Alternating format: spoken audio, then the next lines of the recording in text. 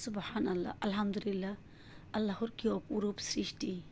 কি যে সুন্দর লাগতেছে চা বাগানটা দেখুন। চা বাগানের পাতাগুলি কিছুদিন পরে কেটে দেওয়া হবে। অলরেডি কিছু অংশে কাটা হয়ে শুরু হয়ে গেছে, যেটা বছরে একবার ছাঁটাই করা হয়। এখন সবুজ অপরূপ লাগতেছে দেখতে, সূর্যাস্ত একদিকে, অন্যদিকে চা বাগানটা।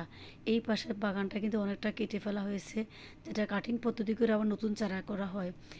অন্য এই পাশটা কাটার পর দেখুন কেমন দেখাচ্ছে, আর ও পাশটাতে এখনও কাটে না, ওইদিকে এখনও পাতা তোলা বাকি আছে। যখন সম্পূর্ণ পাতাগুলো তোলা হয়ে যাবে তখনই কিন্তু কাটিংটা শুরু হয়ে যাবে। কাটিংটা করার পর ওরা এত সুন্দর করে একটা মেডিসিনযুক্ত রং লাগিয়ে দেয়, যে কারণে রঙে এটা লাগানোর পরে গাছে কোনো পোকা ধরবে না, পচে যাবে না, নষ্ট হবে না।